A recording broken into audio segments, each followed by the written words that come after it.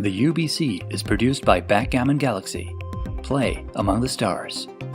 Hi there. This is the amazing team who made the UBC production that you're watching right now. You can support us by donating any amount using this QR code or the link in the description below.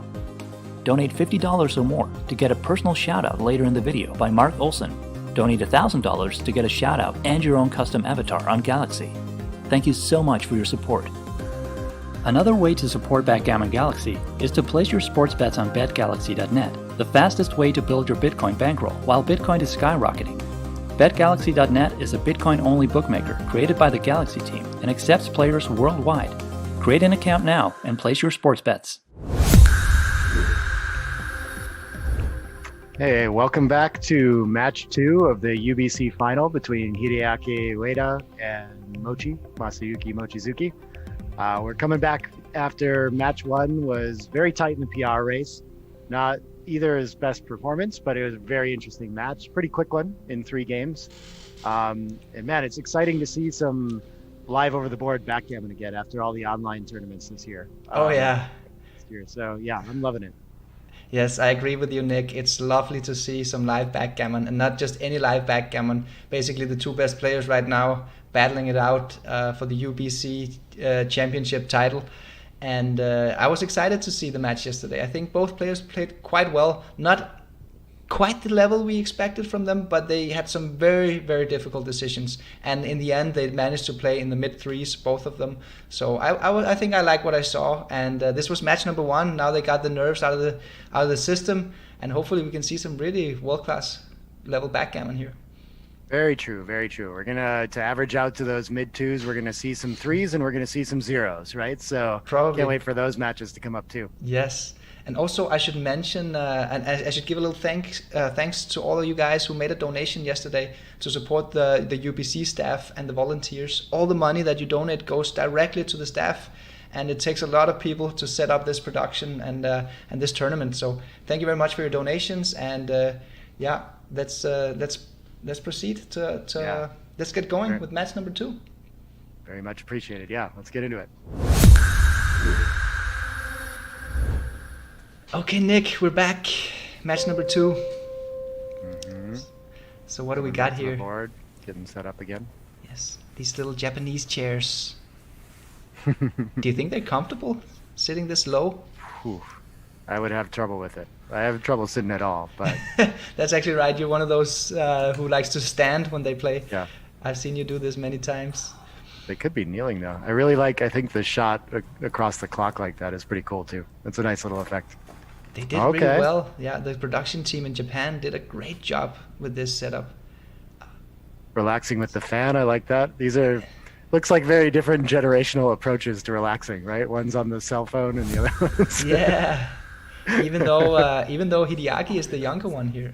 Yeah, it's very interesting. So now we got a little bit of spectators going on. Look at this. Oh, cool. That's okay. Cool. Yeah. Okay, so we're off to match number 2. Mm-hmm. Again, Mochy is playing the bottom player, the white checkers. 6-3, 6-3. Yeah. Standard open so far. I'm a big fan of Hideaki's checker movement style, using his 2nd and 3rd finger.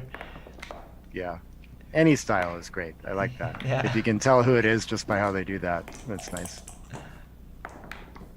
What is this? Is this force? I think it's double 4. Yeah, it's double 4. Great shot. Okay, he's just going to build a 5. Okay. Yeah, Mochy was a bit unlucky in match 1, both in terms of bad dice and also with the PR race, which he lost with a very narrow margin. Yeah. And he's already behind in this game, but he's got a lot of life in it with that anchor, so nothing too bad. This looks like it links up checkers and just works on playing a simple holding game. Yes, great shot. Now he's got freedom with the back checkers. Oh, 4s to develop. Which points do we make? You're down in the race still, even after the move, so you should definitely stay back with the back checkers and keep contact with the anchor. Yeah, so, I was slotting the pure point with 13 to 5 versus making the 2 is confusing. It was close. It's tough. It was close. Unstacking's really nice, but yes, that's the thing. Unstacking is nice. Slotting the 5 point is kind of the wrong checker you use to slot. So all in all, it was a close decision. Yeah. And What is? He might have the contact here too, right? So that's another incentive. Oh, look at this. He's looking at the duplication play, where he's duplicating the threes for Mochy, but that's not the right idea. It clears from the rear and prepares to race too. I can see why that would be. But yeah, this is just simpler, keep structure. Just 11 shots rather than, I don't know how many the other one gives, but it's a lot. 14. A few more. 15. I think it's 17 shots, the other one. So this one is just 11 shots. That's a big difference. And it's just one blot. And the race is not that big in favor of Hideaki yet. So breaking from the rear it's a little bit too much. Mine's a good play. So I think the pure thing looks like to break the 8 to slot and come 13 to 11 now. Oh, yes. I like that play, Nick. Yeah. So does the machine. And so, yeah, we're already down in the race. We don't care too much. He's got to break a point to hit us. So it just looks nice, yeah. Looks nice. Blot and board now, too. That's true, yeah. Good play from Mochy. You called it, Nick. Let's see, double deuces. That's a great shot. Looks like it makes 2 points, but you do want to think about racing and just coming back or leaving from the back too, right? Yes, definitely. But I think that making 2 winner points is just too good. Too much pressure on that blot on the ace. Yeah, I think I would do that too. That's just because of that blot on the 24. Like now Mochy's under a lot of pressure to do something with that. Oh, look at this. Yeah, we're wrong. We're wrong. I almost had the feeling that I was going to be wrong. Because after I said it, I was like, really? Because you're gonna have 2 strip points. Yeah, this is here. You're more robust. You're more flexible. You're clearing, which is your game plan when you're up in the race. Look at the 13 to 11 play. That's neat. That's you get rid of the liability of clearing the midpoint, which is fascinating, right? He doesn't even look at it. I don't know if I find that either. True. Wow, what a great play from the engine there. It's true because the midpoint is actually the most troublesome point. Mm-hmm. And there's also some moves where Mochy is not going to move the blot on the 11 point, and then Hideaki would get a direct shot, or it would distract him to move it. So he's kind of forced to move it when he would prefer to not move it and play the roll with another checker. I think the other thing that happens with the 15 is that Mochy often gives up his midpoint before he has to clear the 15. So I don't like it looks like a liability back there too, but I think maybe he's going to get away with just indirect shots from there a lot of the time. True. Good point. It's a good point. Yeah, that was a really, really strong play by the engine. Mm-hmm. Look at Mochy here. Yeah, what is he? Deep. So is he? I guess these are close. Interesting. Yeah, he's thinking whether he should come out. I think. What is 11 to 5, 6 to 4? What? Oh, he's made the play. Yeah, exactly. It just looks like a strange spare distribution, and you do want to not risk this. I don't think it's so urgent to make the 5 point, but it is getting kind of urgent to not be attacked. Yes. Even though, but I don't know. It's not like Hideaki wants to attack once Mochy has an equal 4-point board either. Yes, this is really tricky. The thing here for Mochy is usually when you're down in the race, it's an asset to have the goalkeeper. But when your opponent has a 4-point board, all of a sudden it gets scary because you might get blitzed, and sometimes it's better to just come out. Here, Hideaki is lacking direct attackers. That's why Mochy is tempted to stay back. And he actually does stay back. It's because of the lack of direct attackers of Hideaki. But it was an inferior move. He should have come out. Yeah. Mm-hmm. 6s don't come easy, so he should just... So many good 5s here. So many good 5s. Of course, a great roll, yeah. Even point shifting is a nice play, but of course it's not what you want to use. When you only got 4 5s. This is what I expected from the evaluation. What you do is just play the quiet from the rear play, and there's no way you can take a cube after this. Yes, exactly. So you're just going to get the efficient double and take it every time, even though it probably doesn't. Well, it does look like it wins the most, so maybe it's highest equity even if the cube's turned. I think you would go for the gammon move if the cube was turned. I think you're absolutely right. And but it's a very clear play. When the cube is not turned, you play with as little volatility as possible, just to get the efficient cube in next time, and that's what we see here. And Mochy has a very weak position here. His contact value is compromised because the midpoint was cleared from Hideaki, so there's not a lot of contact out there in the outfield. And he's down 32 pips, so he's got 0 race value. So very, very easy pass for Mochy. Oh, the spectators are disappointed. They're all walking out. Okay. Don't like that game. What was that all about? I don't know. Get the official UBC 2020 final merchandise. All sales go to support the UBC team and volunteers. Why don't they stay in? I mean, if they're allowed to enter, which is, I'm surprised that they're allowed to enter the playing room. I know that they have a big room outside with Michi and Kazuki doing commentary and analysis. Really? Yes, so maybe they. Oh, that's really cool. Yeah. And Michi was another semi-finalist in the contender tournament. Like finalist in the contenders. Oh yeah, that's right. Easily could have been here playing this match as well. Yeah. Yes. He was a bit unlucky actually to lose. I'm a fan. This is a reference position with the blot on the 2. It's not going to be a double at money. Plus he's leading the score, so we need another roll here. But I think you focus on blitz here, right? I'm playing down. I'm not so sure. No, I think you want to split actually because you already unstacked your midpoint, so you don't get the unstacking factor. So it's close. Splitting is a little bit better. So this is the concept of connectivity during blitz, because you have to balance connectivity and racing while you are blitzing. You can't just go all in for the blitz, because every time your opponent survives the blitz, then you're gonna be stuck with your back checkers. That's no good. So there's this balance that you gotta find, and this is one of those plays. Yeah, this is a more balanced play. Very good. You do have racing value. That's true when he enters on the 2. Yeah. 6-4. Okay, Mochi actually had an alternative play there, 13-7, which would duplicate. This is an interesting cube here. There's a lot of threats here. There is. And I don't think, the leading by 1 point isn't enough to adjust for the score much. I think it's still going to act a lot like money.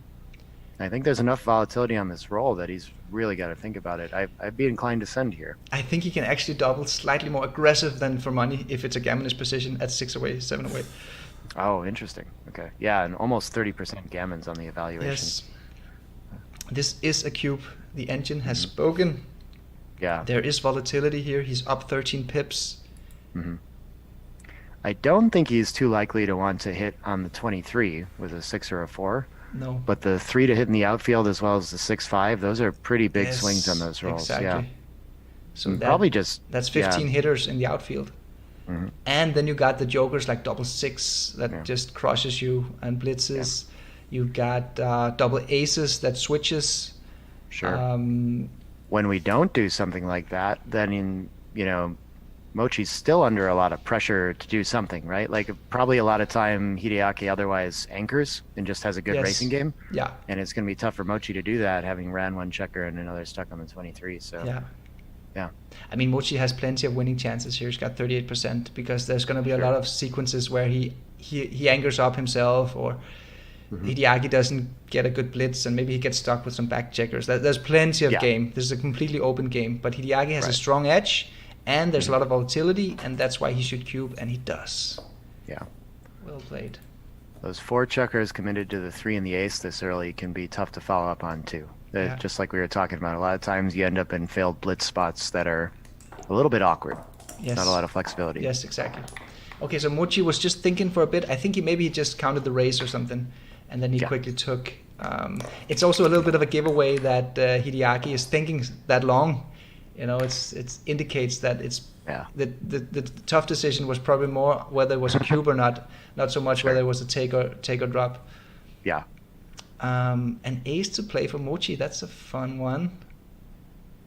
It seems like the simple 11 to 10, but wow, slotting is very viable. Slotting. I don't think I'd find this. I'm so outboarded.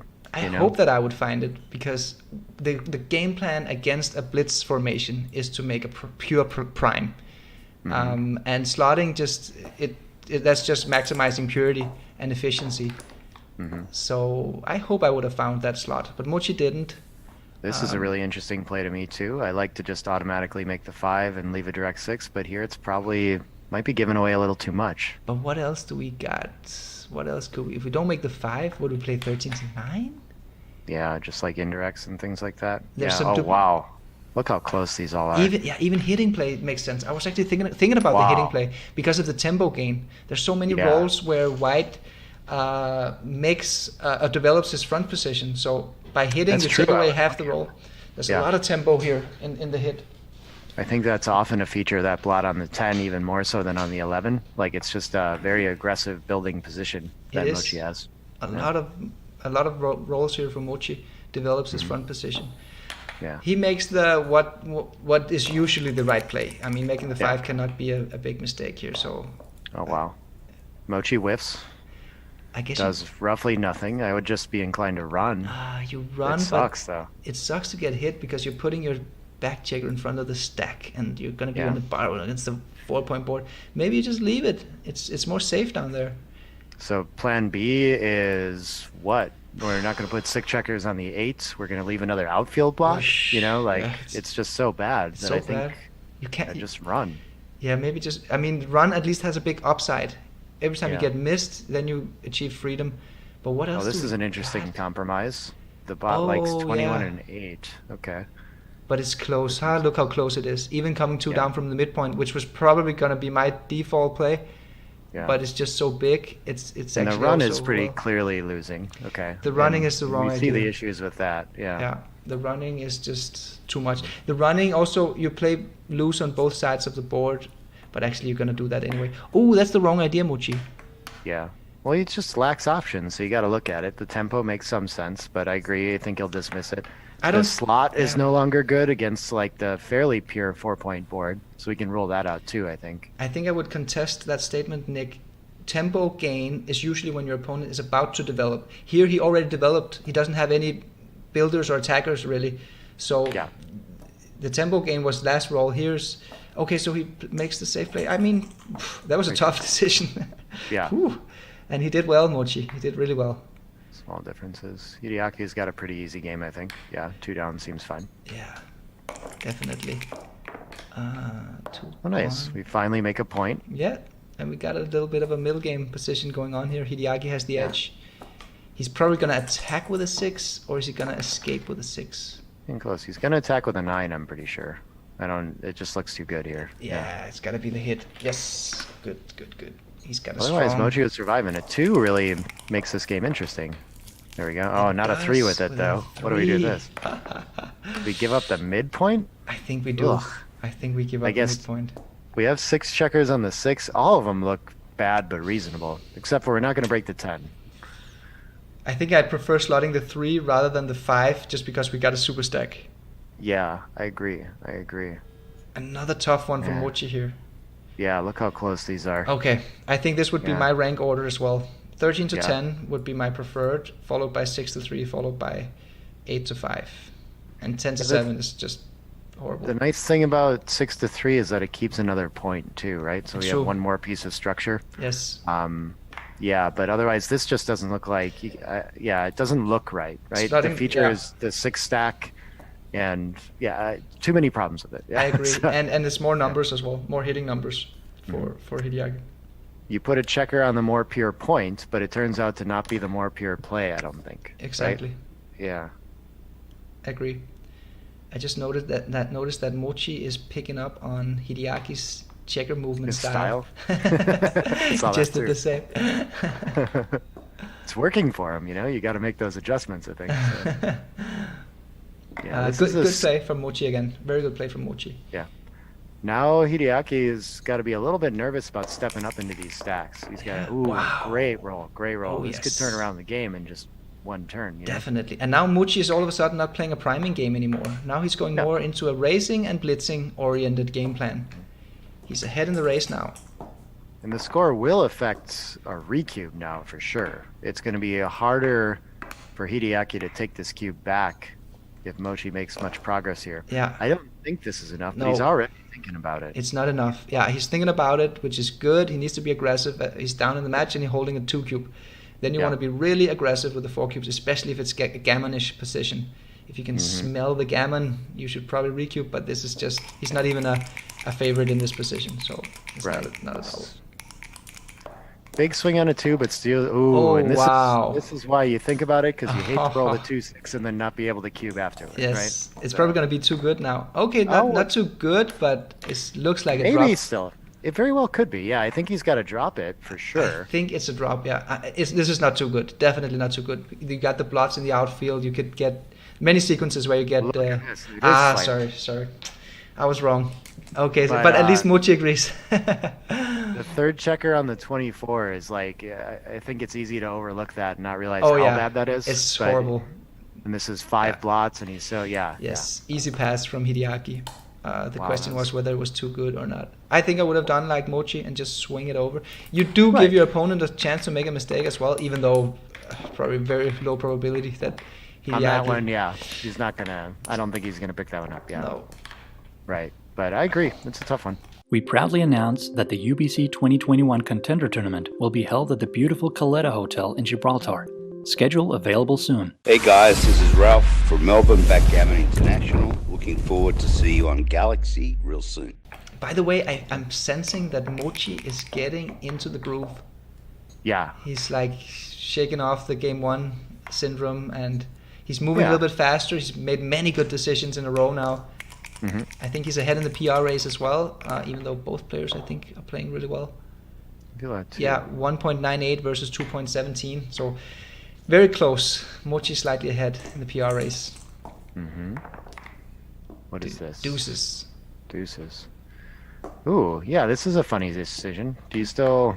You got the stack, so I guess, this looks nice for the distribution too. Okay. Okay, it was a small mistake, so it's probably better to make the 11 point. Yeah, that's kind of always the play. It is. Double twos early, yeah, right? yeah, that's true. It's the default play. Yeah. I guess Hideaki was, like you said, the stacks, he's a little bit more stacked, but it's still just 9 checkers in the zone, and he doesn't really have good flexibility in the front position, so... Yeah. Um, Oh, look at this. That Yeah. bots play there was kind of neat. I like this play though. you would have played Hideaki's flexible play. Yeah. Fair enough. What about this one? I guess 11 point is an asset. So 13 to 11 is definitely good. But what to do with the 3 then? And then the best 3 is to slot the 5 point. Nice play. I don't see anything less destructive. So yeah, I think this is it. And you got that back up with the 11 as well. When he hits, you get some counterplay a lot of the time. I like this. Oh yes, that's this true. is great shot. It's just going to make the point. Yeah. Anchor. Easy play. Yeah. Yeah, that double twos play is neat. It's easy to feel like the 22 point is a good enough anchor, but a lot of times it's just you don't really want to make it often in the beginning, right? You'll make it when you have to, but that's probably the case there. Is that like you don't really want to stay on the 22 given the game the way it's going anyway. It really depends on the timing of the position. Yeah. That's usually the deciding factor, whether you want to stay, do you want to go, do you want to step up, maybe you get a double 1, double 2 where you can creep up, or do you want to hang back? It's usually the race and the timing that decides. Now we could shift to a blocking point and just play behind. I don't see what else we're going to do. Yeah, that makes sense. Good play, Hideaki. 6-1. I guess you just come out with a back checker, don't you? Interesting. Oh, I saw the bar point too, yeah. Yeah, the bar point is actually pretty good. Okay. Oh yeah, and he's got the blotting board to fade the fly shot one time. So. And it's just 3 shots, 5-3, double 4.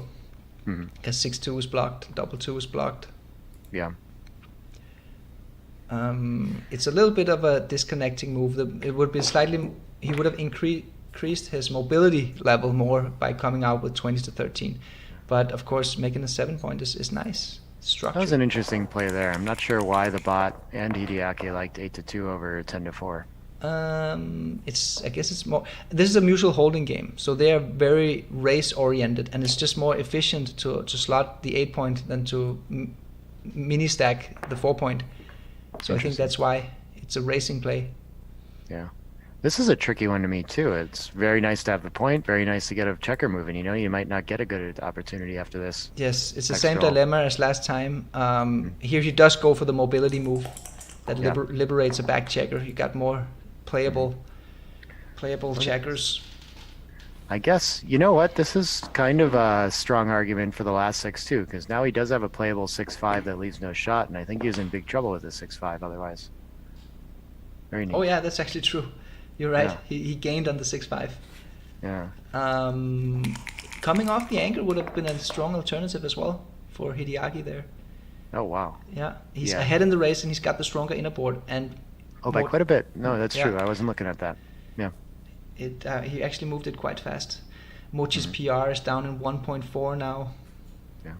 He's starting It's to do very well. easy when you're playing a mutual holding game, especially with the best innerboard anchor. You rarely think about coming off it. It's just easier to kind of dismiss that. And what am I Yeah, going to do on the other side of the board? So but we're talking about the best players in the world. Of course, they're gonna notice every little detail. very And true. I guess he just, yeah. This is kind of a sneaky play here too. It looks weird to stack up on the inflexible, but I still just bring a checker in. Yeah, because playing 6-1 is really weak. You don't want innerboard blots because then he can just run off his anchors too easily. Yeah. If Hideaki was tempted last roll to run off his Yes. anchor, then he definitely will be after that play. He could essentially run off with anything, anything that does. So I think that's a strong argument for just playing it safe. Yeah, he does. 5-2. Yeah, Now he has he's a out of good decision fives. again. Aha, now he chooses to go for it, which he should. It is. This the does right look strong, time. yeah. He's Yeah, point board, and Mochy is yet to make another innerboard point. Yeah, Yes. this is good. very And good. completely out of time on the front, right? You Yeah. can't throw another checker behind the anchor and hope to survive this. Exactly. It was very destructive, his alternative. Now Mochy makes a threatening board, and if Hideaki doesn't get freedom with that other back checker, he could get in trouble. But still looking very good for him.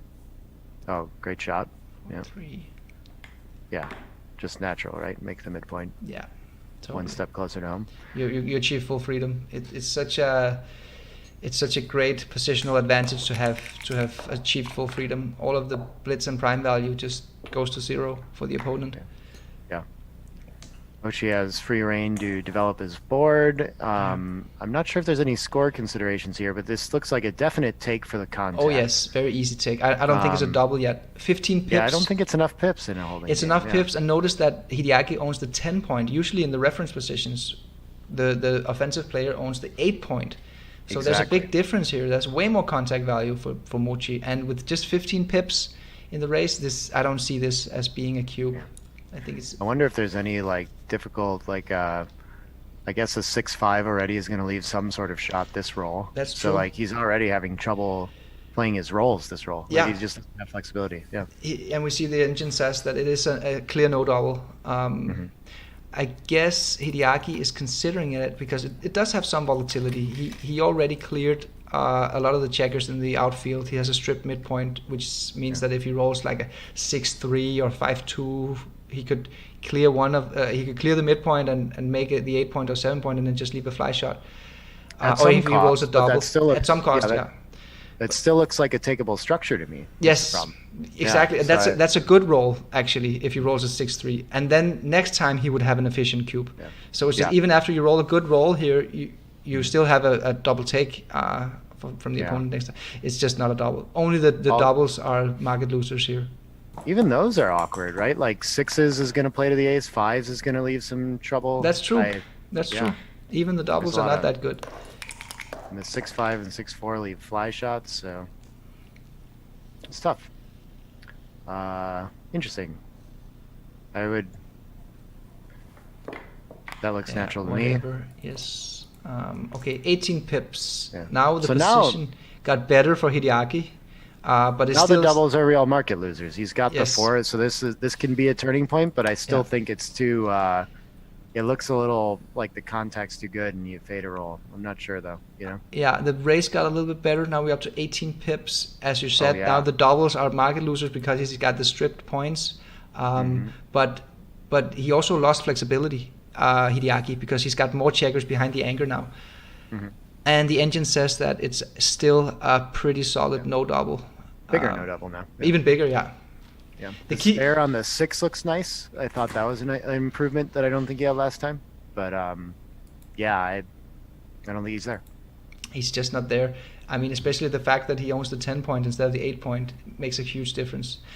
Yeah. It would even be a take just with the contact. Ooh. Oh, there's Mochi sees it. Okay, thank you, Mochi.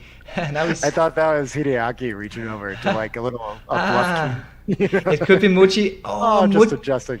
Mochi is sending a micro signal to Hideaki's subconscious to touch. Go ahead and touch the cube. You notice the scoreboard is just like 1 centimeter away from the cube. He is pretending like he's just reaching over to flip the point and pass, Yeah. Yeah. I don't think either of them are doing anything like that. It's funny. That feels like a Yes. U.S. thing. Do they do that a lot in Denmark too, or? Like to fake Yeah, the yeah, movement. like get some visual tells into the over-the-board backgammon. I don't know. Yeah, It's corny to me. it is. I'm surprised that Hideaki is thinking for so long. Even just the contact between the 10-point and the 20-point anchor Yeah. would be enough to justify a take. Okay, But he so does double lose his sixes market. does lose his market. That's Yeah, going to be why. Yeah. and now it's essentially indifferent between doubling or not. No, you can do double sixes, so it is a double. It's not. Yeah. It's not a. You're not indifferent. There is a little bit of volatility here, so you should cube. Close to technically too good. Yeah, I hear you. 6-2. 6-2 as well. That's right. Okay, so it's 3 out of 36 that actually leaves a shot. That's too much. Yeah. The new 2021 Galaxy Earthboard is a tournament luxury board optimized for travel. Pre-order now. Details in the description below. Okay, so Interesting game. interesting game. Yeah, it was a mutual holding game, as we said. Usually those are quite easy to play, not too complicated. But there is always a little bit of stay or go decision, or pay now or pay later. Yeah.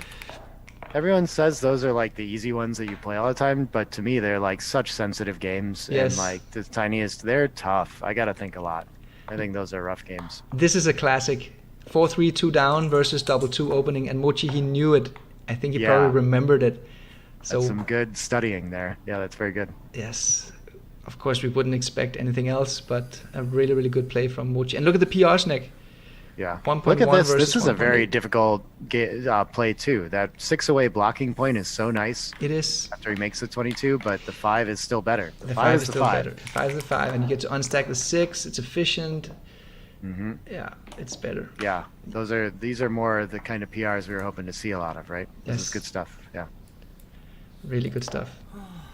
So I was Mochy's- talking about that too. These are both players that like a lot of the more modern players, I would say, maybe the Japanese players too, like never going to get a second role play kind of thing wrong. You know, it's so interesting how many grandmasters and like very top of the BMAP ranking lists. Like there's people up there that don't have that though, right? That It's just, true.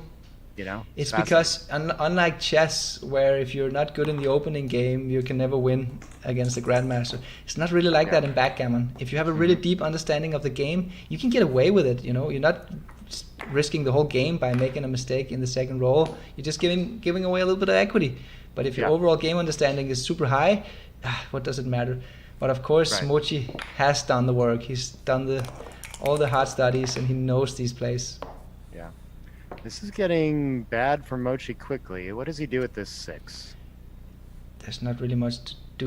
You like the blot on the 9 Oh, duplicates the 4s, that's so true. I think you leave that alone. Yes. And you can leave, so you're duplicating 4s again with the blot on the 16, so maybe out makes some sense. Out does but- make sense, but it's more numbers. That's the problem. And we see here the engine says that the best move is 16 to 10. It Yeah, it, give the 5 down there. it duplicates the force quite significantly. The force would be good for Hideaki with 24 to 20 to make the golden point. It would be good from 20 to 16 to hit, and it's also a hitter on 6 to 2. So the force Yeah. are actually triplicated. Here, there's two. The force is still triplicated, but he leaves more shots. Well, you leave a 5 in addition to the 4 either way, so I can see how he arrived at this. But you don't. But okay. your follow-up is probably better. If you play 16 to 10, you're attacking when he doesn't do something with that checker on the 20. And another thing is, I just realized that's right. You have a stronger attacking position when it goes well, and if it goes bad, he has 1 foot down for an anchor. He doesn't. Yes. Now he doesn't. You know, now he Yeah. might get completely destroyed. Great point. Yeah. And so Hideaki's got a decision here with the better board. Oh yeah. 3 back though, I don't. Yeah, that's the thing. 3 back Doesn't seem like it. and Yeah, down 8 pips in the race as well. Right. But it's just blots everywhere. You got to look. for Yes, sure. totally. Very volatile position. Look at the gammon rates. 29% gammon here for Hideaki, Yeah. but only 56% favorite. I think in a 5-point match, sometimes that gammon swings you to a cube a little earlier. Do I have that right? Oh I yes, can't remember. definitely. Yeah. Definitely. Yeah. Because a doubled gammon would get you to 1 away Crawford. Right. So essentially, the shorter the match becomes, the more aggressive you want to be with the cube strategy if you have a gammonish position. Yeah. So this is definitely the right place to think about that. Definitely. Oh yes. It's just slightly too thin. I mean, the 2 checkers on the 24 point hurts Hideaki's position significantly. Yeah. And imagine he throws an air ball here, like 6-1 or whatever. Then Mochy, I mean, he's actually leading, right? Because he's ahead in the race. He's got more freedom with the back checkers. He's got some attack potential as well himself. Yeah, very true. I like to send these when they're close, but I think these guys are too professional to do that. I think they'll know that they're far enough off their window. Hideaki knows that Mochy would never pass this, but of course he's trying to play technically correct. Mm-hmm. The PR point is decided on the basis of, or the analysis of the engine, so he knows he has to play accurate, and obviously he's not going to adjust when he's playing against Mochy. You know, he's going to play his whatever he thinks is the best play. I think your argument about the follow-up when he doesn't immediately win is exactly why it's like how most people would find that this is not a cube too, right? Like your market losers in quotes aren't decisive enough, and the turnaround's so fast, right? Mm-hmm. Like if you don't immediately perform, you could be losing, like you said. So, yeah. Yeah, there are lots of sequences here where Mochy comes out as actually being ahead in this position. Yeah, the real killers are like 4-1, 4-5, 4-4 kind of stuff, right? Oh yeah, 4-4. Double 2 is strong as well. Probably too good after a Double lot of 6 is also pretty good. And he does send it. Yeah, Okay. He sees a lot of this. Yeah. Yeah, I guess we need to have it to analyze it on XG++, but obviously it's never going to be a drop. It's the biggest take in the world. But I think it's tactical, and so it's unlikely that the evaluation would change a lot. I think 4-ply is probably pretty good at a lot of these. It is for sure is pretty good. It's for sure is pretty good. I mean, I think if I were to bet which way it would go, I think it would probably go towards being a bigger mistake. But yeah, who knows? 4-ply is definitely competent at this. This is an interesting follow-up. Now he has essentially like the same kind of challenging decision. Yes, but now there's a big difference here in terms of block placement theory. He jumps out in front of the strip midpoint. Yeah. And there's a lot of duplications going on here with the force. Yeah, and Hideaki really wants to make the 4 on his head if he stays there too. Yes, but now we see the value of jumping out in front of the strip point. It comes with a big price, the hit from Hideaki. He has to break his midpoint. And this is the best play. He's looking at it now, but look at a blot party. The old 6 blot play, huh? I don't know if I could find this. This is a hard play to make. This seems like very natural and game plan oriented, but you see how you're separated too, right? Those checkers on the you're too disconnected. A loose hit on the 20 is a huge problem for Black's position here. Yes. So yeah, the best. You will find that this connects it. Yeah. Good play, Hideaki. He's looking at it. I think he's gonna find it. Even if he were to get hit here from the bar, like he rolls a 4-1 or whatever, hits in the outfield, he's got so many return shots. Yeah. So he needs to take advantage of the fact that he has the better board. Survives, and now it's probably about over too. That's another great argument. This is too good. This is too good. Right. It's too good. Yeah, I think he's right that it's too good. Those quarter the roll fans are just devastating for Mochy. Yeah. Yep. For a second, he was maybe regretting sending the cube. I think he's nice and happy again. Oh, I'm talking about too good. Well, sorry, the cube was turned. Yeah. Yeah. Yeah, I'm a little bit off. 4-2. He's just getting destroyed. Yeah. And this is gonna. This game should go home to a gammon pretty easily for Hideaki. Yeah. Mochy is playing great though. 1.7 PR.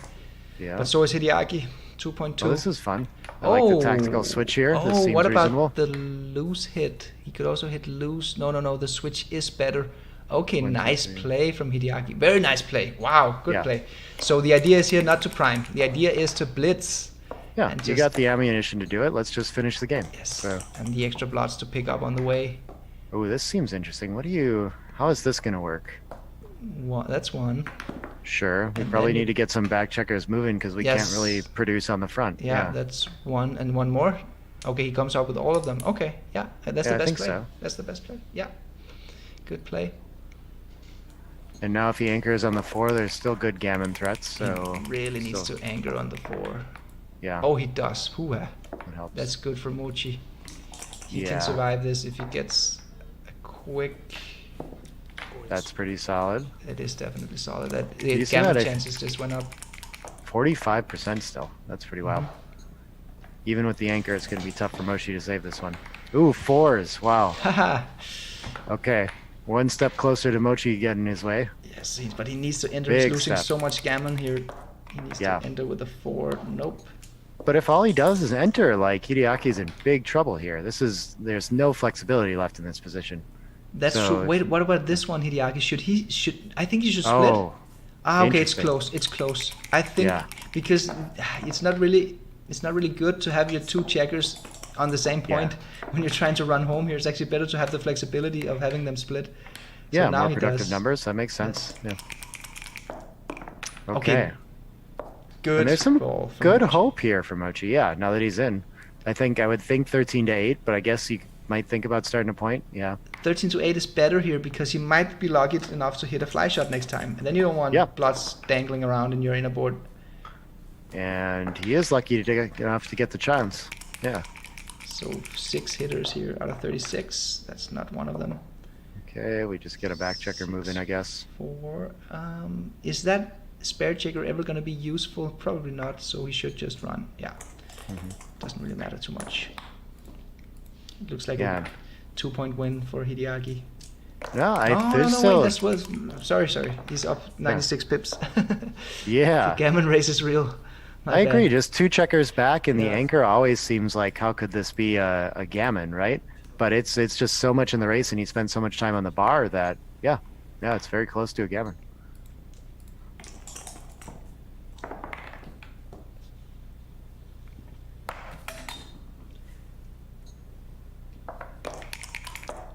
Ooh, 5s is going to kill a lot of that hope. Is it time to run off the back? Just give up on the shot equity and use the pips most efficiently? I think he can hold it, can't he? He can hold it for one more.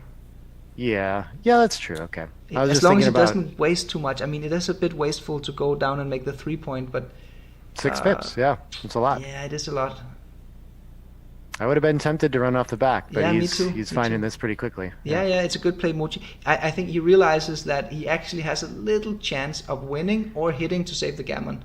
And if he runs, there's no contact value at all. Then it's just a pure race. Oh yeah, the wins, and you look at the numbers and see that he does definitely save more gammons by running off the back, but there's still 6 or 7% wins here, so Yeah. he's got to stay for it. Yes, Yeah, fascinating. that's the thing. Hard to find stuff like that sometimes. Yes.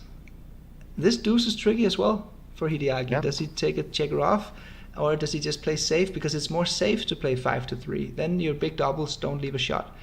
But because of the gammon race, yes, exactly. That's what you want to do, Hideaki. You want to win a gammon here.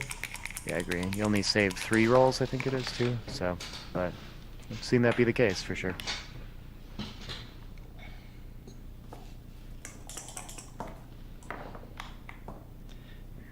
Five 2 yeah. actually plays nicer because he kept that spare. Yes, true.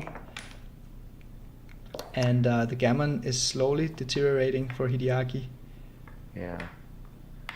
3-2 is not too good. At least he gets 2 crossovers, Mochi, to save the gammon. Yep.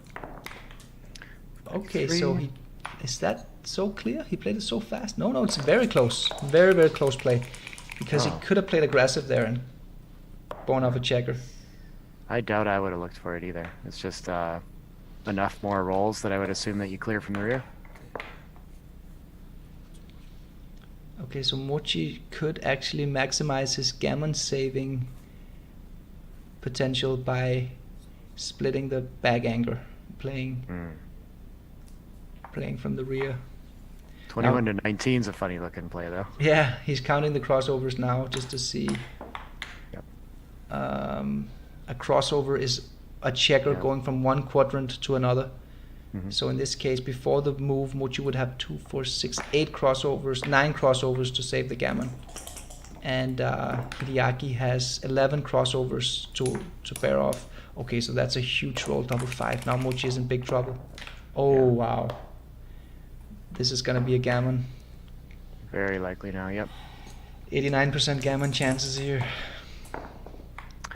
Yeah, the timing to give up that anchor was an interesting decision too. You give up the aces, you keep all your shot levers, so you can afford to be efficient and just come off the anchor. Yeah, this looks interesting that there would be anything other than playing to the 12 here. They're all very close, okay. They're all very close. It almost doesn't really matter. You need to get a double 6 or double 5 to save it anyway. So as long as you don't waste too many hips, which you can't really do in this role. This is interesting, though. People find technical reasons to make different plays than I see intuitively in these spots, in these gammon save races. I don't know what the logic is there. So, but obviously he's got some things that he's looking for to see what's most efficient. I guess he's just counting the numbers. What happens with double six, double five, double four. But he spent a good chunk of his time bank doing so. Yeah. Oh, Hideaki is down to 1 minute and 40 seconds. That's quite Very low. low. Yeah, very low. Lucky that for him that he's probably going to win a gammon now. So Mochy needs fours are better. Fours work. Yeah, so it's 4s, 5s, and 6s for Mochy to save the gammon. It's gonna be a big swing if he could save it. It's 2 full points. No, it's a gammon. 6-4 for Hideaki. Crawford. At least Mochy's ahead in the PR race this time. Yeah, how much is that now? Let's get the summary. Oh, it's still in reach though. Playing well. Yeah. Both of the guys, they're playing really well in this one. Yeah. Tough to beat a 1.4. Yeah. Improve your backgammon skills by reading the best books on the market.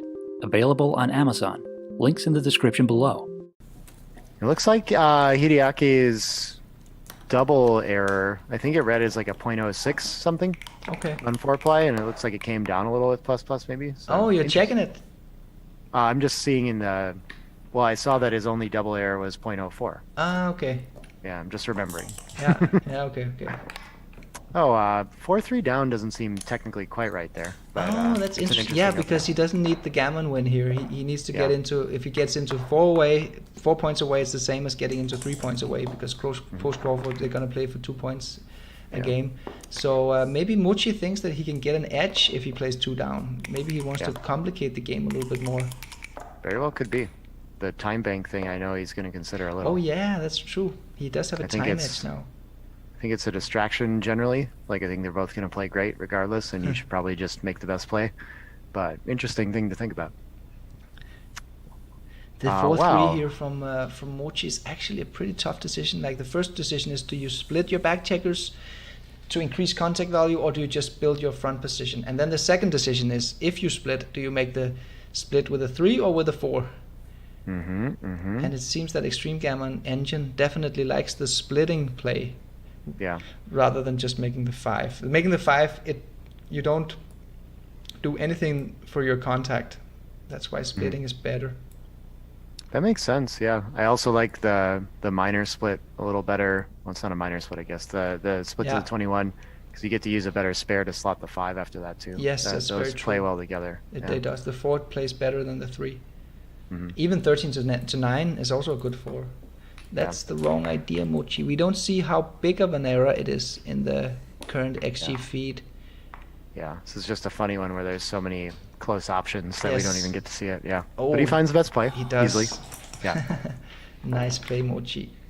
Just double checking. It can feel like an unnatural thing to do, you know, but you get a chance to make the 5 point. Usually you should probably make the 5 point like we talked about. Oh, look at this. Oh, this is oh yeah, it hits. Okay. Look at this. Yeah, it hits. Now he's back. Yeah. A fan. Okay, so he's got the rack. You know what that is, Nick? The rack? No, what is the rack? The rack is when you've got the 4, 5, and 6 point made. Ah, so okay. Mochy's got the rack here. I like it. This is an interesting roll right here. What do we do? I guess we could come out and make the 8. It's got to be better than making the bar. Yes, definitely. We've seen this play before. I think in match 1, there was a similar play. Whether you, this is too disconnecting. Yeah. It's not the right idea. It's just not enough better to have the 7 than the 8, I think. It's not even better. Yeah, exactly. You already make the 8 point, which is very strong. Yeah. So why would you give up your 13 point?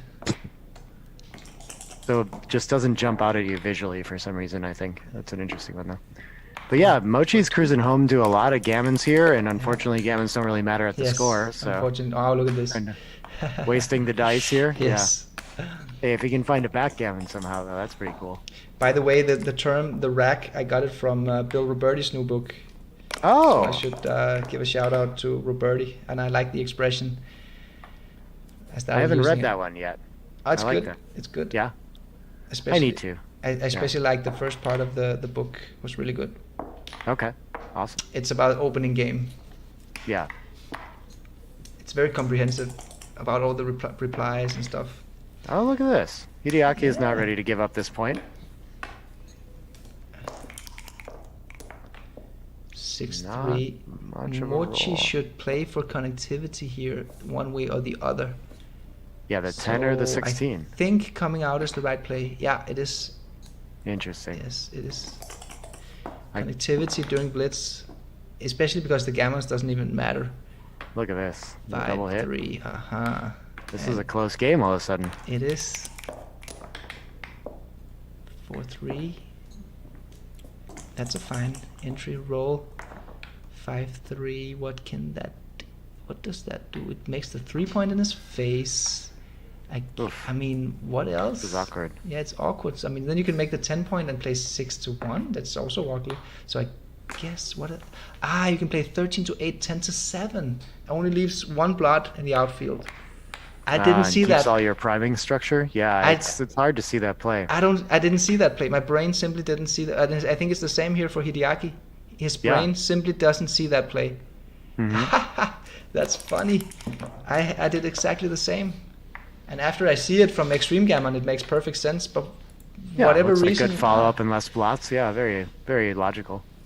Why I would be thinking 13-9. Interesting that he finds this. Okay. It's not bad for sure, but that's another one of those bot safety plays where I'm just trying to play pure and, not worry about it. I mean, purity is important, but Mochy is up in the race a little bit, and he doesn't want to lose that. And he's good at finding these plays, Mochy.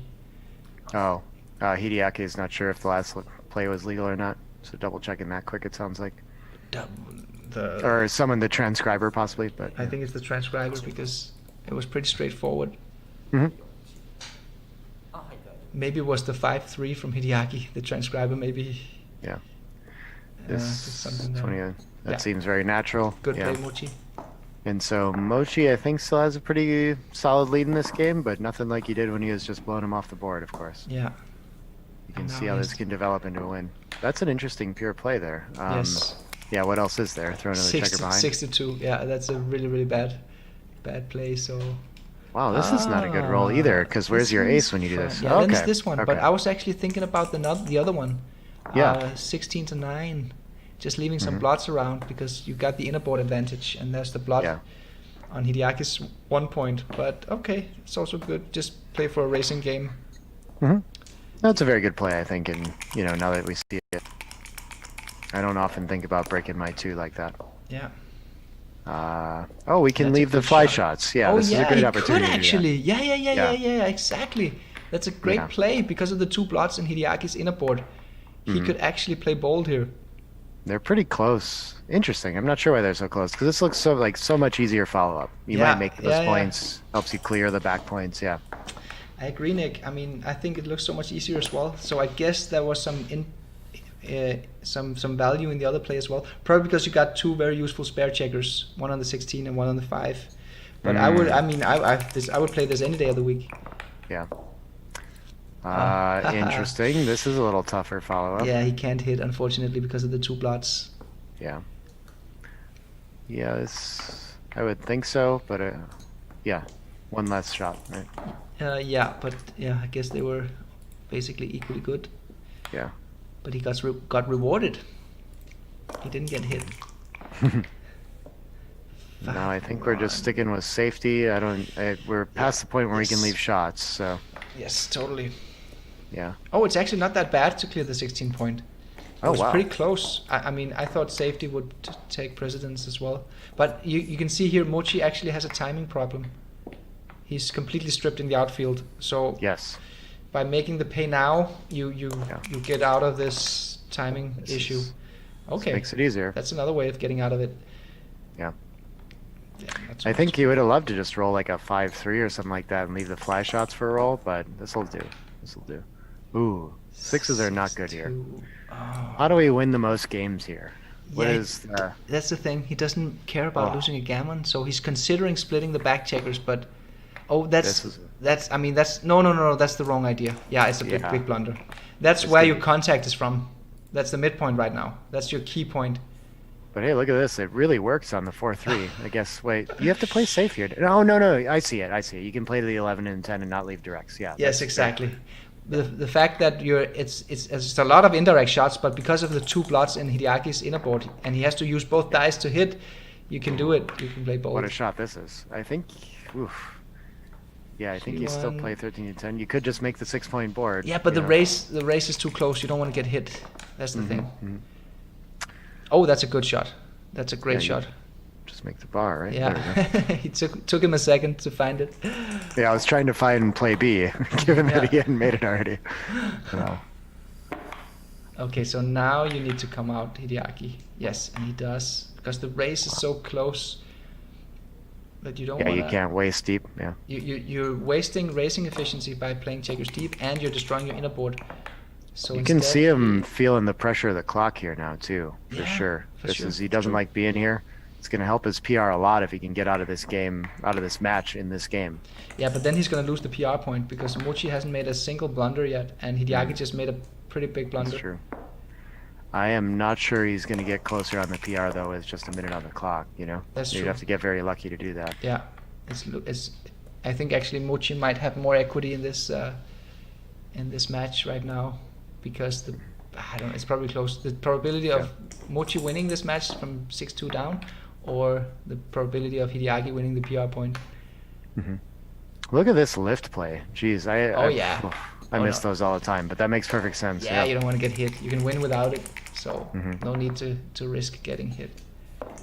If he was down in the race and his winning chances depended on the fact of closing him out, then you need to leave the slot as is. But now that he can actually just win without closing him out, no need to take that chance. That's a fine move. Make the 8. Making the 8 looks great. Is there a downside to making the 8? Maybe you don't want to... Yeah, that's a better move. Good play. Because making the 8, then you might be forced to play a 6 from 8 to 2, and maybe you can't cover it. If you roll 6-1, 6-5, 6-3. Very true, very true. Great move from Hideaki. Yeah. And the 6 he doesn't like at all. Yeah, it's nasty. But coming out is better because of racing equity, and there is the freak sequence where you actually hit the other guy after coming out. All right. Well, Mochy needs some sets, and that's about all that's going to save him now. Yes. That is gonna be difficult. 5-2 is down 9 pips, and he's got much fewer checkers off. This is looking bad for Mochy. Down to 13% winning chances. Aces. Mochi's shaking a little harder. He knows the pressure's on. You can see it. It was actually a below average roll, double aces, even though you got to take out 3 checkers. Yeah. 4 pips is not bad. Okay, 2-1. So now Mochy has a slightly bigger chance. If he gets a big double, then he's back in the game. What about the deuce, Mochy? Yeah, it's a little confusing. 4-2 seems fine. Yeah, and it's going to be, 6-5, again, very tough for whatever happens for Mochy to lose the PR race here. So looking like the likely outcome is a 1-1 on this one. And we end up 3-1 for Hideaki, right? Yes, it looks like that. But Mochy has been playing phenomenally in this match. And he's going to be ahead. He's going to be ahead in the PR average as well, which is really important because in case of a draw after 12 matches, it's going to be the average PR that decides the winner. Yeah, winning by a little more in this one, more games too, so yeah. And we got the first prize is €5,000 and all the credits and recognition that comes with being the ultimate backgammon champion of the world. Yeah. So prestigious tourney. It's very cool. It is. So there's a lot of stake here. That's a lot of pressure for Hideaki in that way too, in that like if he doesn't win his chance in the final here, like there's a little bit of luck that it takes to get in there. There's a lot of strong competition. Like who knows if he'll get another shot at it, right? Yeah, it might be once in a lifetime. Yeah. But look at this. That's beautiful PRs, huh? 1.3 versus 2.0. Yeah. I don't think that the the deep analysis is going to change that PR outcome too much. I think Mochi's going to win this PR point. Yeah, I can't think of too many. I think there are a lot less close decisions in this one, or it feels like it, right? But very interesting race. I'll be, of course, super interested to see what the Grandmasters have to say about some of these closer plays here. A little more analysis on that, Yes, that's going to be exciting. We have another secret Grandmaster waiting to get online here and join the stream, and we're going to do a little match analysis like yesterday. Analyze all the blunders. No, were there any blunders today in this match? But awful close. Yeah. Okay, there we see the official result of the. Yeah, very close to as reported, but a little higher. Yes. It actually tightened the gap just like last time, So Mochy came up a little, I think, and Ueda came down a little. Yes, it's very close in the PR. 1.58 for Mochy. No blunders in this game. 2.0 for Ueda. So this was a cool match, Nick. I can't wait for the match tomorrow to start. Yeah. So, I'm excited. So Nick is gonna go offline here, and I'm gonna have the secret Grandmaster of today joining us, the guest Grandmaster, and we're gonna do a little match analysis. And Nick, I'll see you tomorrow, right? Yeah, see y'all for match 3 again. Okay, all right. Good. And to all the viewers, stay tuned. We're gonna be right back after a short break with the analysis video. The UBC is produced by Backgammon Galaxy. Play among the stars. Hi there. This is the amazing team who made the UBC production that you're watching right now. You can support us by donating any amount using this QR code or the link in the description below. Donate $50 or more to get a personal shout-out later in the video by Marc Olsen. Donate $1,000 to get a shout-out and your own custom avatar on Galaxy. Thank you so much for your support. Another way to support Backgammon Galaxy is to place your sports bets on betgalaxy.net, the fastest way to build your Bitcoin bankroll while Bitcoin is skyrocketing. BetGalaxy.net is a Bitcoin-only bookmaker created by the Galaxy team and accepts players worldwide. Create an account now and place your sports bets.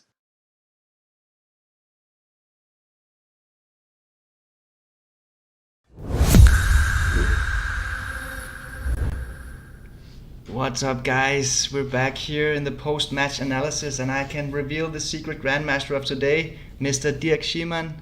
Welcome to the show. Yeah, hello everybody. Nice to have you here. So thank you. So Dirk is going to help us dissect this match, analyze some of the key positions that we saw here. Obviously, both players played extremely well in this match.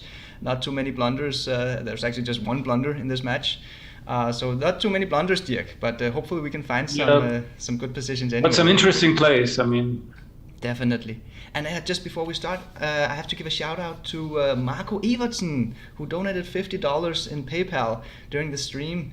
So thank you very much, Marco. Another shout out to Ralph Bird from Melbourne Open, who is hosting the Melbourne Open event as an online event this year because of the COVID situation. And it begins the 1st of February, and it consists of several tournaments and some satellite tournaments. So stay tuned for that, especially on the social media.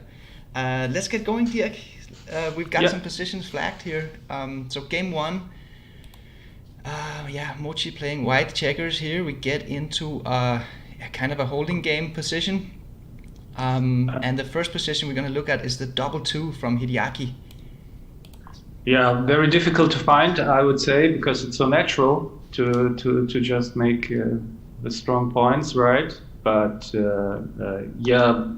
I guess it's just like a typical TMP position, right? TMP, can you explain what that is? Too many points. Paul McGreal created that term, and it's tough to clear those points, and you just have some spares to play. What I find really interesting, that you don't go all the way to the midpoint from the 15, and just immediately so kill the contact or reduce the contact from the midpoint to the bar point. Yes, so Hideaki's play, he made the 4 point and the deuce point here with this resulting position. So this is what Dirk calls TMP, too many points.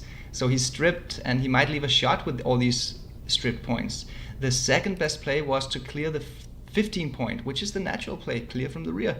But as Dirk pointed out, maybe the midpoint is actually the troublesome point here, and the best play, just gets rid of the midpoint immediately. So yeah, that's really interesting. Yeah. And it's probably because the midpoint is the troublesome point here, right, Dirk? Yeah, absolutely, and it's also like if you count the numbers, just the tactical aspects. Mochy will close his 5-point probably, and there are already quite a few awkward numbers, potentially at least. Oh, I have another donation shout out. Sorry, Dirk, just to interrupt. We've got Rainer Birgel also made a donation to the UBC team. Thank you so much, Rainer. Really, really appreciate it. Okay, let's move on, Dirk, to the next position here.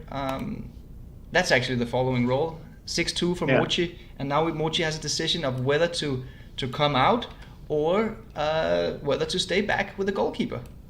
Yeah, so it's very tempting to stay back, because for sure Mochy paused quite a while, and if you count the numbers, the shot leading numbers, there are many of them already, because I don't know, even a roll like 4-1, you can leave the shot. So it's really, but the long-term contact is better. If it's not better, it's the safer choice to jump out now and then make the 5-point. And since clearing the 15 and the mid will be really difficult, it's just the safer option. For DMP, you keep the goalkeeper back, but since very often if Hideaki has to leave a shot, he will just attack the blot. So then you get your shot, but if you miss, you are really in trouble. Yes. Okay, so to sum up, we've got the DMP thing. It's better to maximize contact if you only want to win the game. But because you can also lose a gammon, and you do lose way more gammons, 14% gammons versus 6% gammon. So coming out is simply the safer play. It loses less gammon, and you sacrifice 1.6% winning chances, but at least you're not going to lose a gammon as much. And maybe there's also a little bit about the mobility here, Dirk, that maybe with Mochy's play, he might run out of mobility and has to break either the mid or the bar point a little bit too early. That's true, and if he has to break somehow the midpoint, because he cannot, like with a 5-4 or something where his goalkeeper cannot escape if he leaves it there, then there's really a big reduction of contact, because then the checkers of the 15 are sort of freed up. So because the midpoint is not there anymore, so that's the problem. He might never be able, or he might never get another chance to move up with that goalkeeper. Correct. And he's running out of time a little bit already. Yeah, if he doesn't roll a 6 fast, he might run out of time. Okay, and then Hideaki rolls a killing double 5 here, and basically just passes. Cashes the position, and he's up 1-0. So let's move along to game number 2. It starts with a 5-1 split followed by the double 5 blitz. And what is actually notable here, Dirk, is I know we didn't flag this position, but usually we always blitz with double 5. But here, Extreme Gammon actually thinks that it's a toss-up between 13-3 and the blitzing play, which is quite interesting. Yeah. After 5-1, it's the least attractive double 5s to blitz with. You don't even have a double, unlike I think almost all the other splits. So it's the least attractive. And actually, at DMP, or when your gammons don't count, you actually play 13-3. That's the DMP play, definitely. That's very true. Yes, exactly. We can see here the resulting position. That what Dirk says is, even if Mochy fans here, Hideaki doesn't even have a double, because the double 5 blitz with a checker all the way down on the deuce point, it's less powerful because the blot is actually quite safe down there. Okay, so let's move on. For example, after the 4-5 split, then you would have a double actually, because that's more in the attacking range. Yes, exactly. Then the blot here would be up here on the point where we really want to attack. Okay, so we got to the next flag position here. Key moment for Mochy, rolls a 4-6 from the bar. And even though it's not really a big mistake, there was a better play here, Dirk. Yeah, and I really like that play because, again, it reminds me of Paul McGreal, who said, put your checkers where they belong. And that's really a classic case, because how do you counter a double 5 blitz? By making an advanced anchor or any anchor, and thereby devaluating the checkers on the ace point that are becoming really bad now. But how do you create an anchor? You need 2 checkers to build one. So if you jump out, you deprive yourself of that chance. And another thing that I like to tell my students, whenever you are behind in the race and you have 2 or more checkers back, really, before you jump into the outfield, exhaust all other options. If there is a reasonably constructive play anywhere else, don't jump into the outfield when you're behind in the race, because actually, what's your game plan? Yeah, I really like that, Dirk. And you briefly touched upon it, this thing about playing pure against the blitzing position. That's the game plan you want to go with, right? You want to punish the blitz with a pure prime formation. Yeah, but first you need to establish an anchor somehow to have peace on the defensive end, and then you start developing your game, and then you have the positional advantage to survive, of course. Yes, like some of the lesser skilled players watching here, they might be surprised about the best play here, 13-7, how you just leave a lot of shots here. And it's really, I mean, it's also really hard to find, and Mochy didn't even think about it. I mean, it's just so unnatural that the opponent has a strong board and you start creating more blots and a double shot and you name it. So it's very natural to just jump out. But I really made the experience, and I learned it the hard way because I made many mistakes. It's rarely right to jump out when you're way behind in the race. Yeah, that's another good lesson. Okay, so it turns into an immediate cube here for Hideaki, and he does cube. Mochy does take, of course, it's very early in the game. And then a couple of moves later, we got a 4-1 for Mochy. Mm-hmm. Again, small mistake, but it's kind of similar to the last one. He should have made the pure play. He played 15-10, while the slightly better play would have been to slot the 5 point. Yeah, usually you don't do this because, what for did you escape with 1 checker if you expose again a blot and then you have 2 checkers back again? But if you get hit, you may get the anchor. 4s are duplicated, and if you don't get hit, then, that's your game plan. You have to play pure and try to prime, and well, it's not a big mistake. And anyhow, going to the 10 point also leaves some numbers, so it's not that's completely safe. And there's also a lot of duplication going on with the slotting play, because first of all you have the 4s duplicated, hitting with 24-20 and 6-4, and you got 6-4 duplicated as well, because that's what hits in the outfield, but it's also what makes the deuce point. So there's a lot of duplication, while even though the safer play 15-10, it is safer, but you don't have nearly the reward, and the hitters there 6-3, 5-4 is not as particularly good rolls. All of a sudden they become really good rolls. So there's some tactics here as well. Yeah. Okay, let's move on, Dirk. We go. Yeah, this is a long middle game here. Oh, do we have anything? Oh yes, we have the redouble decision here. Yeah. I think during the commentary, I was quite confident that this was a redouble, not too good, while Nick was saying, this might be too good. But what's your considerations here? Yeah, here's my point. First, okay, that is never clearly too good. So if it's a big mistake, then clearly it should be a big mistake not to double this, because maybe it's not good enough for the play on by a lot. So you make a big mistake by playing on, but you never can make a big mistake by doubling. And another consideration is, for example, just to give you an idea, at 0-0, it would be a very big mistake to play on. So then it's certainly the safer route, and of course not against Hideaki, but against average players. You never know. Black has the stronger board, and so somebody might take it. So for practical purposes, even if I knew that this is a small play on, I definitely would double. Yes, and I just grabbed one of the concepts that you told us there, Dirk. When you're down in this when you're trailing in the match score, you want to be more aggressive with the cube strategy, and playing on too good earlier is more aggressive. You know, you're risking more to gain more. So that's a little bit. It's kind of like it's the same concept as you want to double more aggressive in a gammonish position. It's the same here. You want to be more aggressive to play on too good to double. And there's also one other interesting point. If the score was reversed, so 1-0 in favor of Mochy, it wouldn't even be a redouble. Then it would be actually a very easy take and not even a recube. So then it wouldn't be not good enough. So you can see that redoubling strategy is very sensitive to score. Really minor changes in the score affect redouble strategy greatly. Yes, I'm trying to show the viewers here what the actual result is. Yes, it's not even a redouble, as you said. Incredibly enough.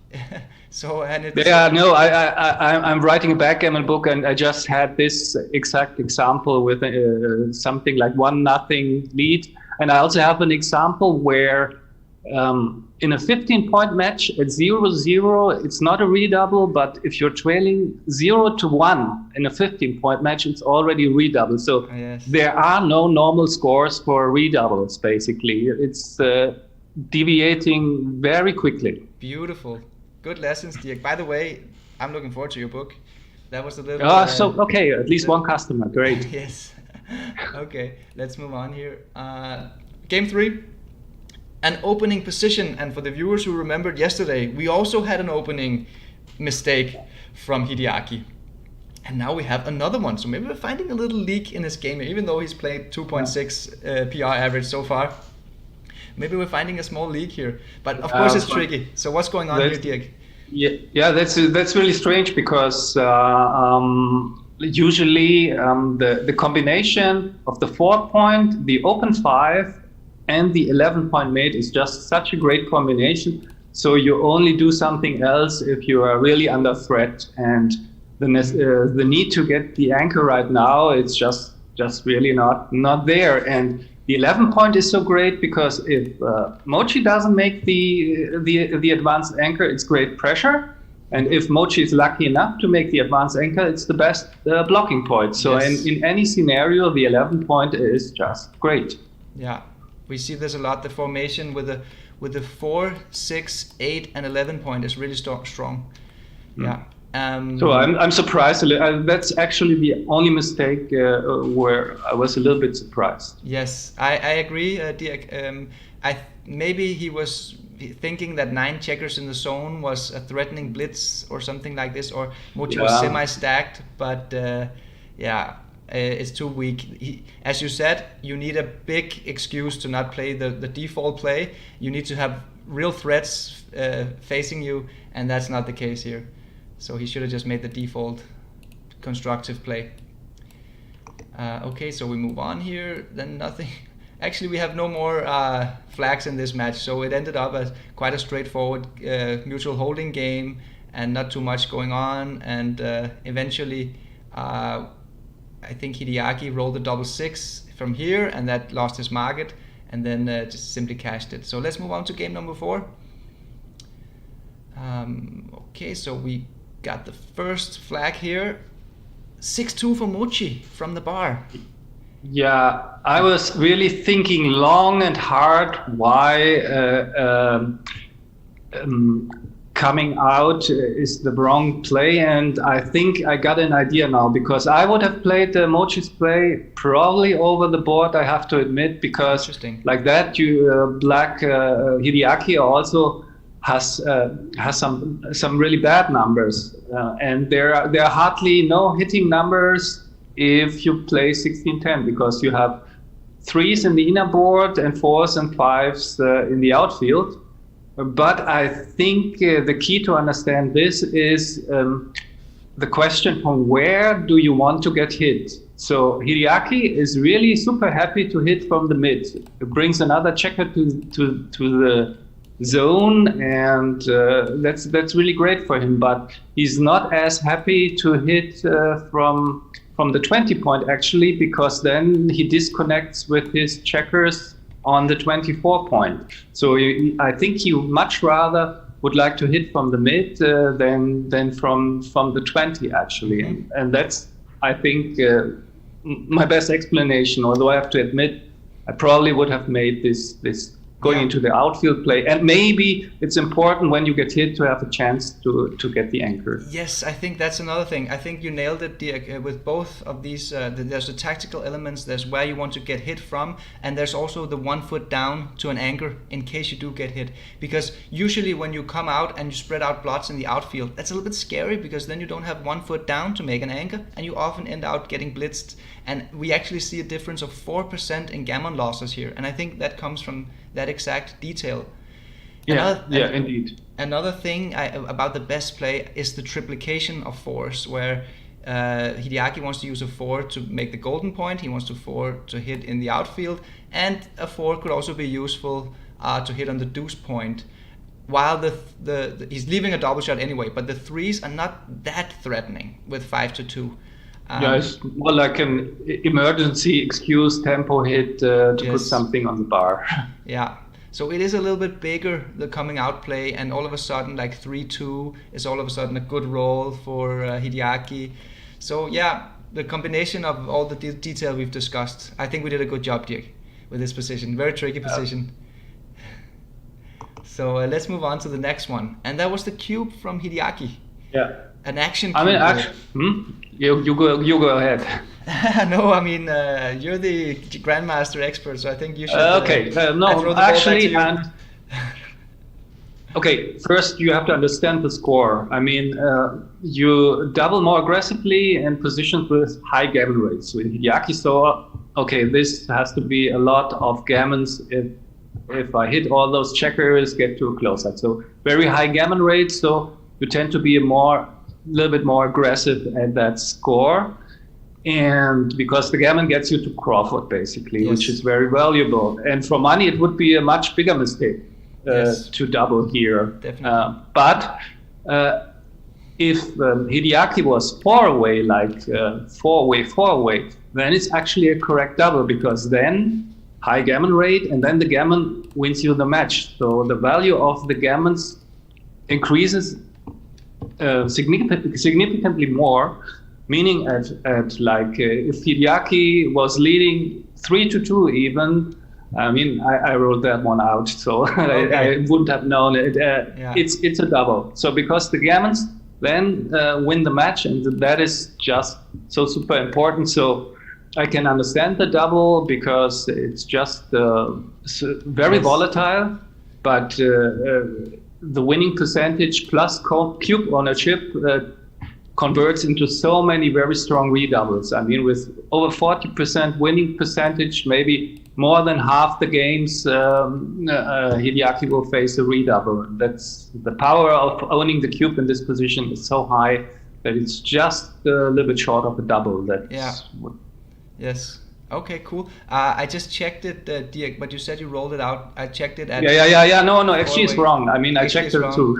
Yes, that's cool. So 4 away, 5 away is still a double for Hideaki because of his 4 away. It's very small. Yeah, when you're 4 away, you want to double and win a gammon, you can win the match. Okay, yes. Do I have anything to add to this position? No, I think you did a good job.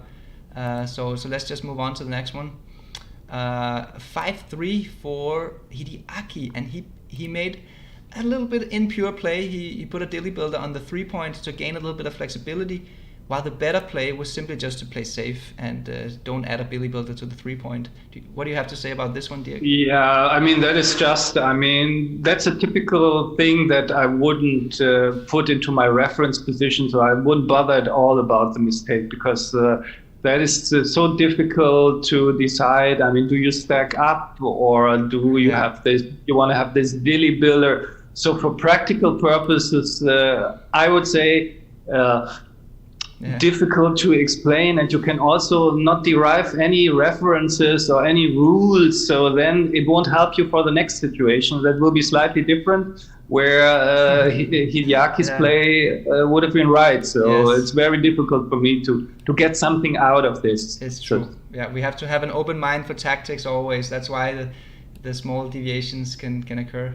Okay, so that's it for game 4. It ended out in Hideaki simply winning the holding game here, and he won a gammon here. That's right. He managed to win the gammon. So the cube was rewarded, the aggressive cube.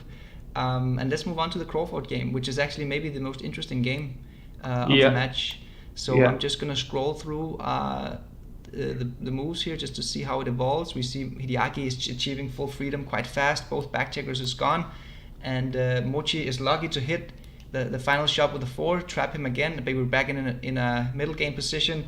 Mochy's got the rack, as I said during the stream, which is the 4-5-6 point formation, and there's a little bit of a battle going on, and then Mochy finally gets the upper hand with a double 4, but Hideaki doesn't want to lay down too easy, so the battle continues, and all of a sudden Mochy has 2 on the bar, and then we have a flagged position here, Dirk. 5-3 for Hideaki. Hideaki played 13-10, 6-1, while the best play was 13-8, 10-7. Yeah. So what's going on here?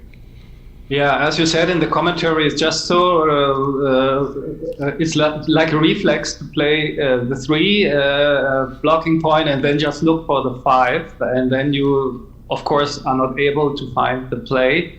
And that play would have been right, for example, if Mochy had the anchor, I mean the 21 anchor, because then that's a real blocking point, very important. But Mochy has still got a lot of freedom to move, so it's right now it's not doing that much. And the blot on the ace point is just a very big liability. And this seems to develop into some sort of tactical game, some hitting going on, so that blot will really hurt Hideaki in the long run. And after his play, his position is completely stripped. So then he may get hit, he enters, and then he has to play another checker from the 6 point or something. So it's just too stiff, the position after that. Yes, he's lacking what Roberti calls robustness here. It's a stripped and quite fragile or brittle formation Hideaki creates, and by the right play he actually does create robustness and flexibility with way more spare checkers. He's not getting the 10 point, which is very nice for structure, but it's just the gain in robustness and purity, because you don't put a checker deep and all that stuff. Yeah, it's just a better move. But I think simply that Hideaki didn't see it, and neither did I during the commentary. I didn't see the right move. It's so natural just to play the 3 and look for the 5. Yes. Oh, guys, we've even got Mochy in the live chat now saying smash the like button. So when Super-Grandmaster Mochy is watching his own live stream here and says that you guys should smash the like button, we can do it. Thank you, Mochy, for the shout out. Okay, Dirk, let's move on here. 4-2 for Mochy. Yeah, that already shows a little bit what the blot on the ace point does. Mochy actually, I mean, it's not a big deal, but Mochy should actually play wide open, nothing to be afraid of. And usually those checkers on the inside, they only have the purpose to attack. And by the way, we haven't mentioned it, this game is played like double match point, so gammons are basically irrelevant, just because there's a big difference between Crawford games depending on odd or even. So then keeping the checkers behind and spread out, that makes it more likely for Mochy, for example, to get the bar point, which would be also nice in case Hideaki manages to anchor on the ace or something. So it's just a little bit more flexible, but no big deal at all. No big deal, yeah. I mean, I really like the computer play here, the flexible for all the reasons that you mentioned, and the inner board strength, the blood in Hideaki's home board. I guess maybe Mochy was thinking that since he's ahead in the race, 11 pips, he doesn't want to risk losing any ground in the race, and that's why he played safe. But yeah. Small detail. Let's move on. Okay. Hideaki rolls a beautiful 3-2 to anchor up, and all the blitz value is now gone. And then we go into move 12 here for Hideaki, 4-1. And his play was the pure play, slotting the 4 point, but leaving himself with 2 inner blots, while the best play is simply just to cover. So what's your thoughts here, Dirk? Yeah, I mean, this is what you usually should do. Once if you have a blot on the ace pawn for whatever reason, then usually you want to cover it. I mean, this game anyhow doesn't look that it will develop in some sort of priming game, or this is more like, again, a mutual holding game. Much more the tactical considerations are important. Now, Mochy is sort of stripped, so very likely he has to give up something, some shots, and you don't want to have all those blots in your home board, because it's so likely that Mochy will leave something. So it's purely tactical considerations that would anyhow at one point you have to close it. I mean, or you should, I think. So why not do it now? So what I'm hearing you saying, if I had to simplify, it's when your opponent is about to leave a fly shot or even a direct shot, you don't want the tactical disadvantage of having blots in your inner board. You need to have a tight front position, right? And if that wasn't the case, if Mochy was more flexible and he didn't stand to leave a shot, you could play more pure and just slot the better points and then have a stronger board in the future. Is that accurate? Yeah, that's accurate. And the general rule, once you have that blot there, at some point you should cover it. I mean, it's usually better to have the point in the end than the blot. I mean, of course you would prefer to have nothing at all there, but better the point than the blot. Yes, and now we are heading up to the only blunder in the match, which was this 6-2 from Hideaki. Obviously, it's not a big blunder, it's a small blunder. Hideaki played 13-5, exposing himself to some shots here in the outfield, while the better play would simply be to hold tight in the outfield and then kill some checkers.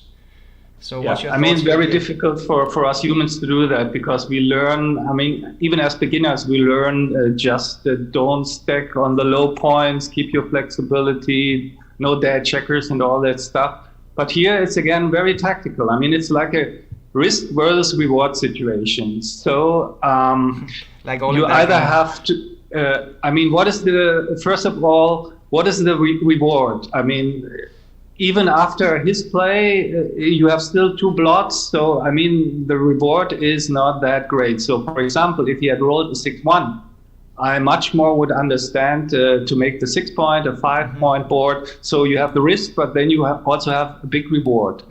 Or the other consideration is when the risk is less.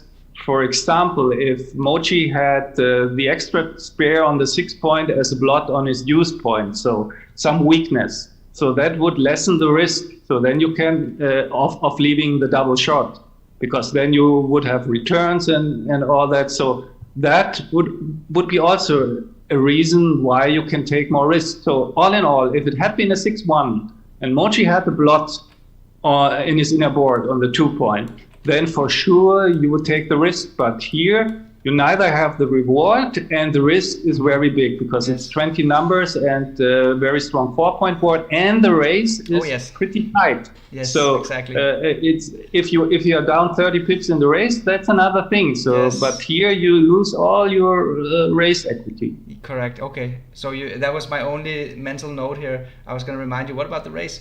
But you picked it up at the end. Yeah, of course the race is crucial. And then when we have a situation where the race is quite close, even there's such a big swing of losing that race equity. Like Dirk says, if you're already down 30 pips, you're already down to almost 0 in race equity anyway, so you're not losing too much. But when it's this 50-50, you might lose all your race equity. So I think that is probably the number one factor, actually. And all the details that Dirk mentioned, the tactical differences, like do we gain something, do we build a strong inner board at least, or is there a blot in the home board that we can shoot back at? All those things, all of it matter, but I think essentially the race is probably the primary factor here, isn't it, Dirk? Yeah, for sure. That's the fact. That's a factor. But and that Mochy doesn't have any weaknesses. So if you get hit, then it's really bad. No shots, no returns, nothing. Another thing that I like to think about in these positions, it's essentially a timing thing. So you look at how is my timing, how is my opponent's timing. Right now, Mochy is super strong. He's so solid, but maybe in 1 or 2 rolls, he has to break something. So now is not the time to play loose. You want to play tight now, and then wait until next time where Mochy is slightly weaker, and then you can maybe make a loose play. That's also certainly a consideration. Okay, let's move on, Dirk. We get down to the 5-3 for Mochy, and this was actually quite a big mistake. A 46 millipoint error.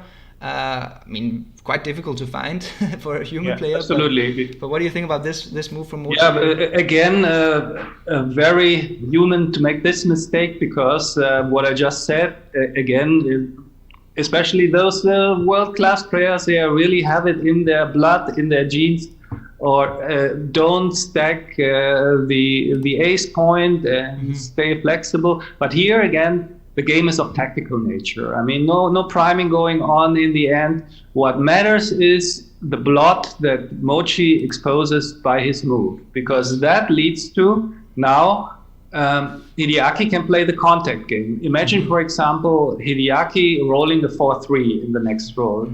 If you don't put a blot in your home board, then Hideaki is forced to break contact and run from the 16.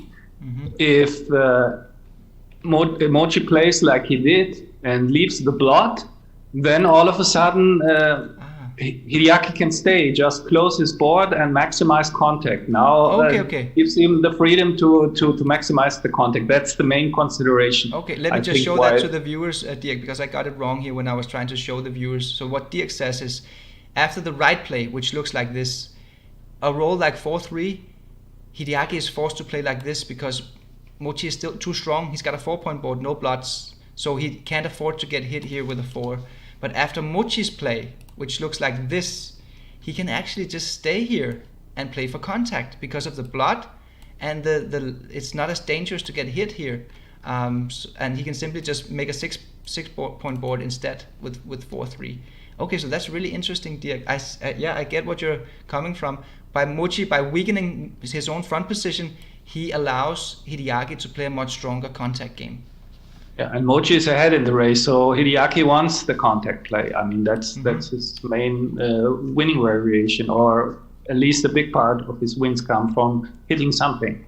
I think there's also, I mean, obviously the downside is that you kill 2 extra checkers. This is really horrible, both for the race and for potential attacking equity. But the 7-point, it serves really, really good purpose here, both in terms of being a landing spot for the midpoint when the midpoint has to be cleared, and it's blocking the 4s. So for instance, a double 4 or something like this next time, or a 4-3 that might let Hideaki run into a race. Now it traps him, and it's also attackers.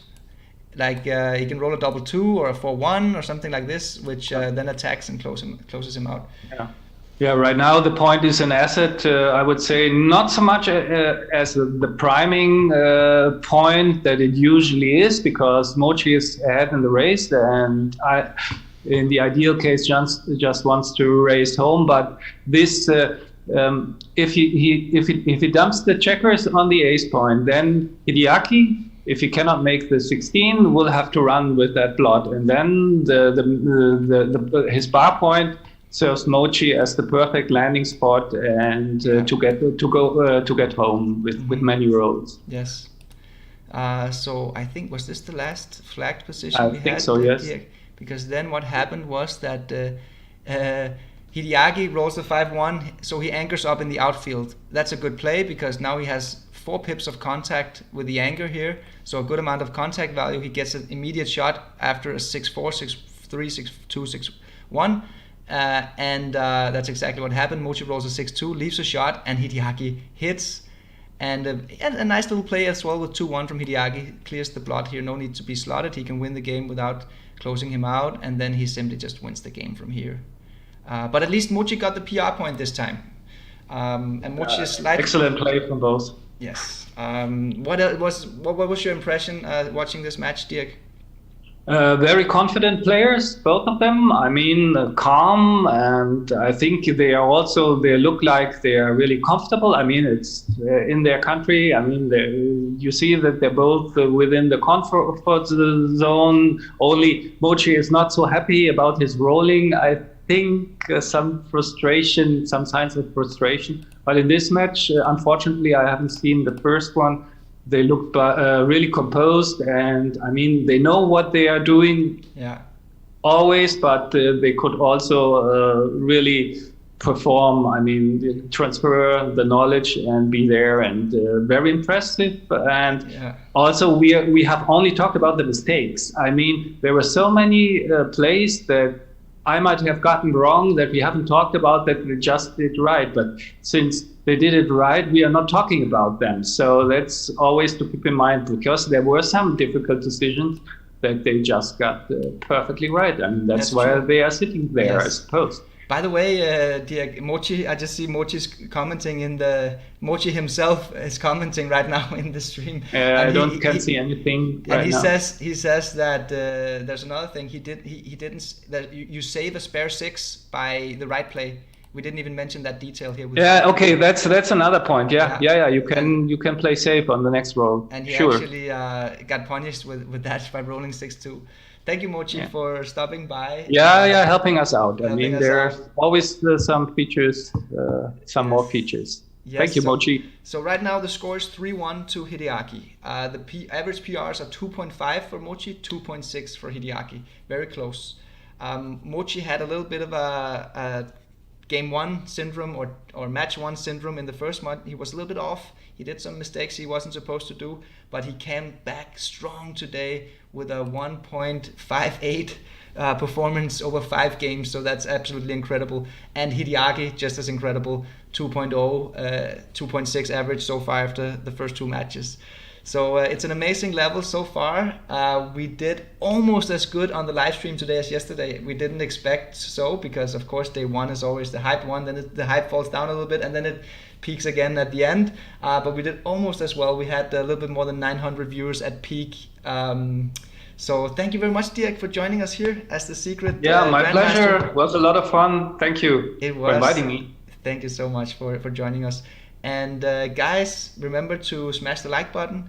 If you haven't already subscribed to Backgammon Galaxy, please do so. We're back again tomorrow with day 1, match 3. So match 3, they play over 12 matches. We broadcast 1 match per day, followed by the secret Grandmaster analysis. So stay tuned. Final shout outs here. We've got the Earthboard in the Galaxy shop now. The pre-sales are starting. Hopefully we'll have it done, the board ready to be shipped out late March, but maybe as late as April, but probably sooner rather than later. It's really beautiful, as you can see, and you probably saw the little ad we posted as well. And shipping is done within a few days worldwide. That's incredible. And we have this little feature here that we support this team trees, which is that for every board we sell, 10 trees are planted. So that's a cool little feature.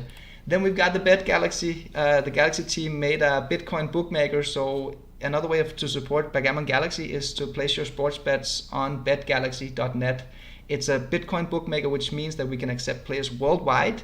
And now the Bitcoin is looking really good. It's just skyrocketing. So it's a good good opportunity to build your Bitcoin bankroll. That's it, guys. Thank you so much, and see you tomorrow. Bye.